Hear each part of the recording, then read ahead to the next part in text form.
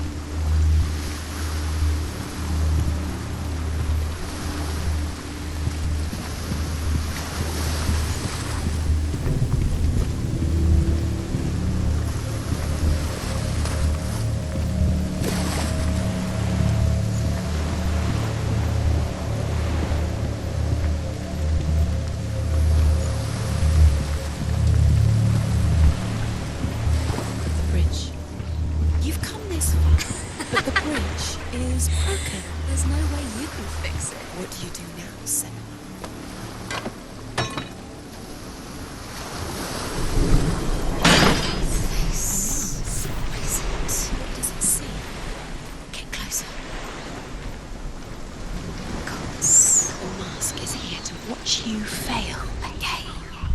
Where are we? What is this? It's the same. It's another world. It's lighter. It's nicer. I like it here. Can we stay? Let's stay here. The bridge. It's not broken. It's fixed. What? The bridge is fixed. Let's cross it.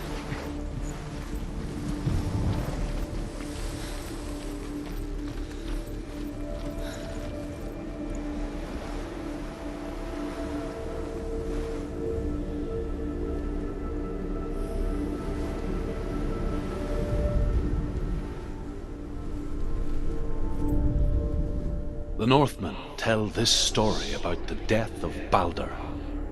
It begins with dark dreams. Night after night, Balder dreams of his own death, and the gods fear for his life. So Balder's mother makes everything in the world: fire, water, iron, stone, earth, wood, beasts, birds, serpents, poison, sickness, swearing not to harm her son.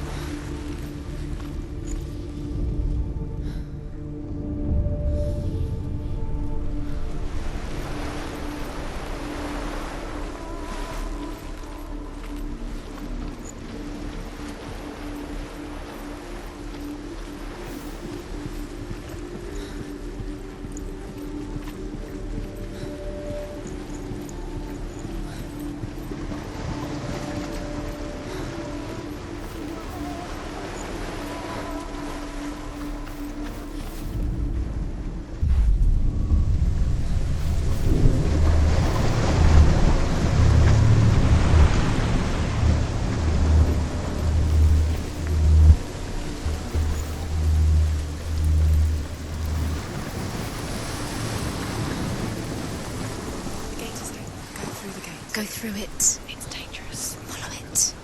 What's behind the gate? Where will it take you? It's not safe.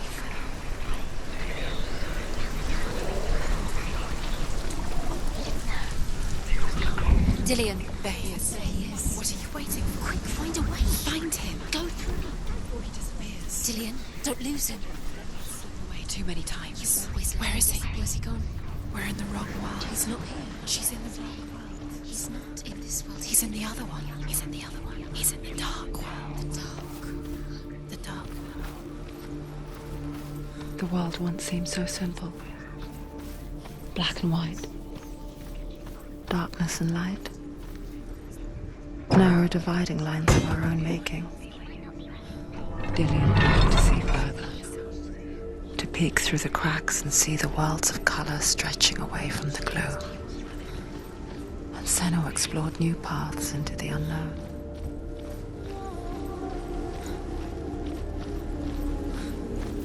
He cared in a way that nobody else did.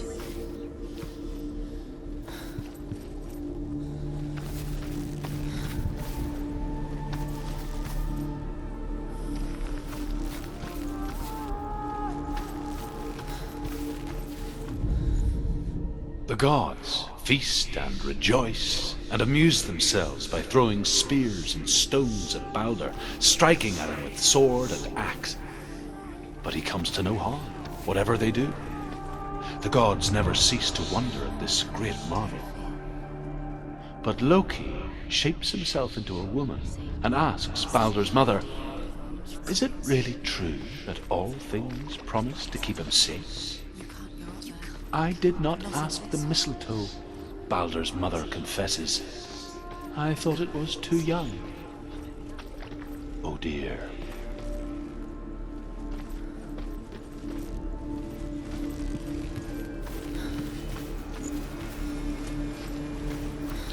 He was the only one she could trust. Could she trust him?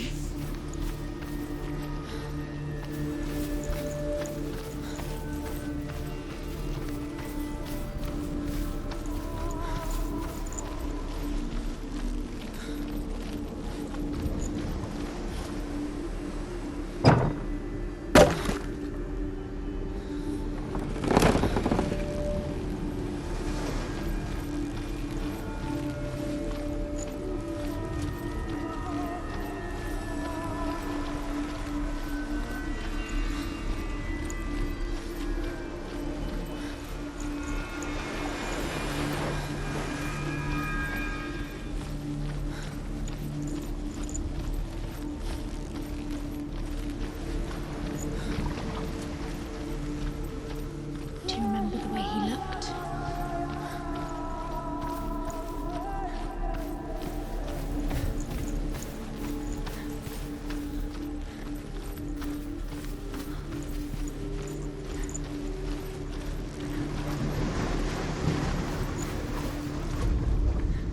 Nobody will love her now. Can you remember what love feels like? Basically, she destroys the thing she loves.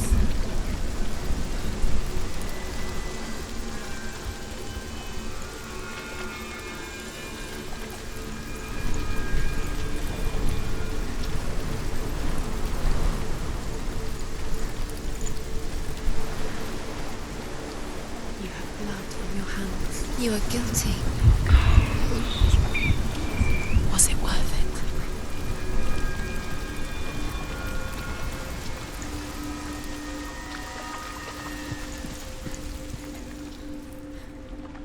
Look what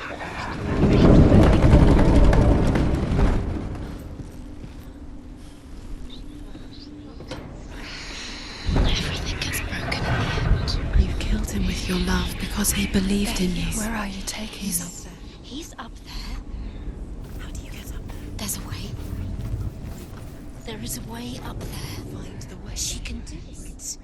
You're really there. She can find the way.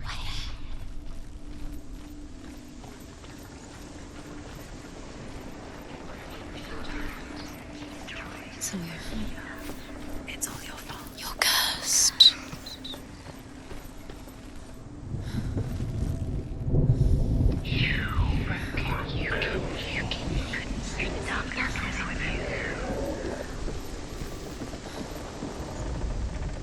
The Northmen tell how the gods mourned Baldur.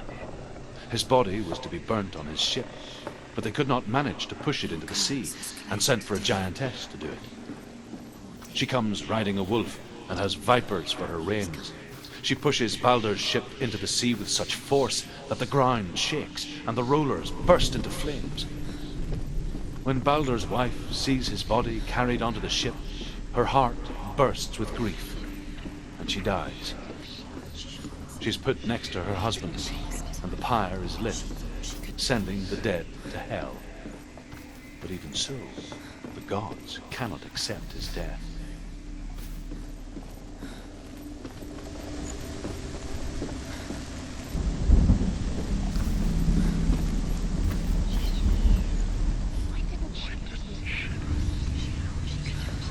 Years had passed since she left her father. She trained hard alongside her friend, Dillian. Now the darkness is swallowing you. She saw things no one else could. Patterns, shapes, movement. An intuition that made her an exceptional warrior. Friendship turned to love. But the shadow of darkness never let her go, and she was caught between two worlds. That of Zinbel and her past, and Dillian, her future. Two realities were tearing at her soul. Wasting your time just delaying minute by minute by minute. What does she think she's doing? You're special. She thinks she can. They mean nothing. Being special. Waste of time. It could all be a waste of her time. The gods are... What if the gods are... Is it with her? Does it matter the way he touched you?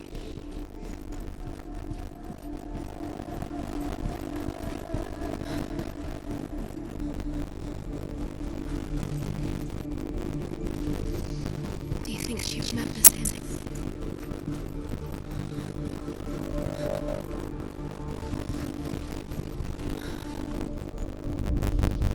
Overcome with grief, the gods send Hermon to ride to hell and ask Hell to let Baldur return home. All the gods are weeping, he says. Are they? Asks Hell. We shall see he is truly missed. If everything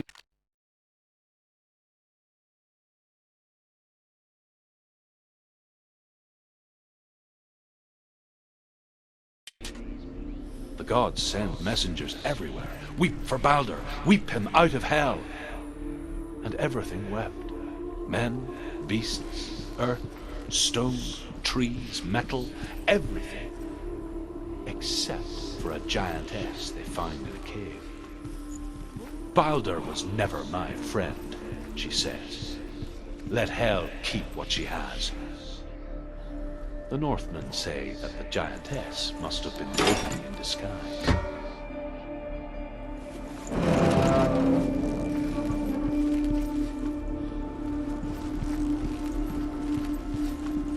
He was the only one that didn't mind the curse. He loved her so much.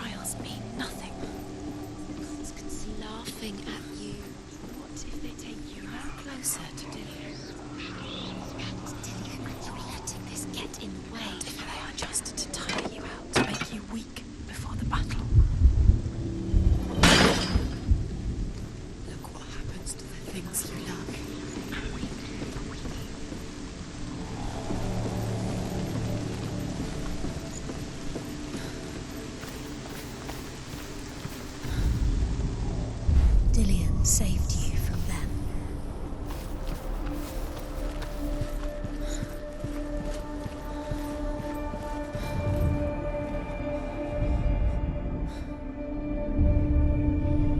What if this is pointless? What are you doing? Why did you think you could... The Northmen tell how the gods punished Loki for Baldur's death. They captured him and took him to a cave.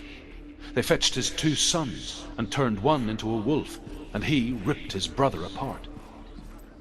The gods used Loki's own son's entrails to tie him down, and turned these bonds to iron, and dangled a poisonous serpent over his face, so that its venom would drip onto him. Each time the venom drips onto Loki's face, he writhes in agony. The Northmen say that is the cause of earthquakes. A reminder, perhaps, that if even gods must accept death, then so must we.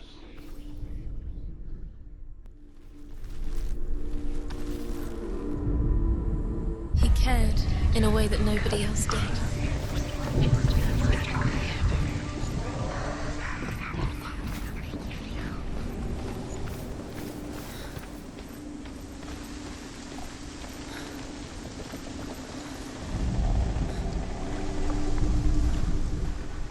Loki makes a dart out of mistletoe and goes to the gods as they throw things at Baldur. The blind god, Huth, was there. Loki asks him why he wasn't taking part. Huth says, "I cannot see where Baldur stands, and even if I could see him, I have no weapon." Loki replies, "Here is a wand. I will tell you where he stands." And Huth throws the mistletoe at Baldur. It pierces through him, and to everyone's horror, Baldur is killed. His love has tortured you, and it Huth is slain.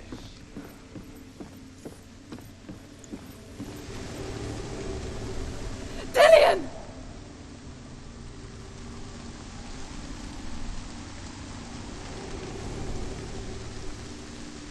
Be very, very careful. Dillion never much cared for the underworld, and looked dimly upon the druids, like her father, Zinbel.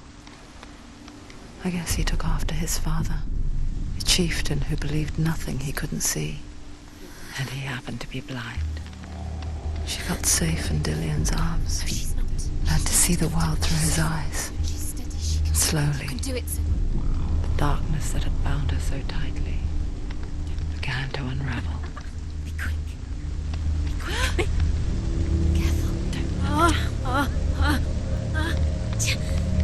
Breathe.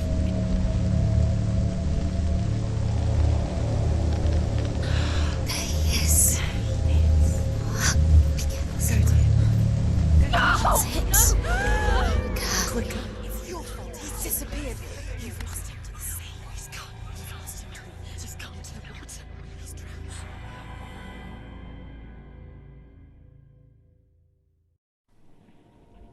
Senua, your father cannot understand your darkness. He cannot see through your eyes. No one can. My own father was born blind. Doesn't have the faintest idea of what the night looks like. The word dark to him means as little as the word light. So someone is afraid of the dark. So we fix them by taking away their sight. But you give up the beautiful world. You, and only you, can see just to be rid of your nightmares.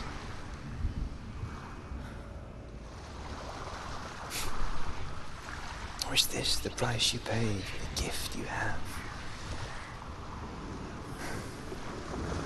A gift that makes you so special in my eyes. Just another part of the person I love.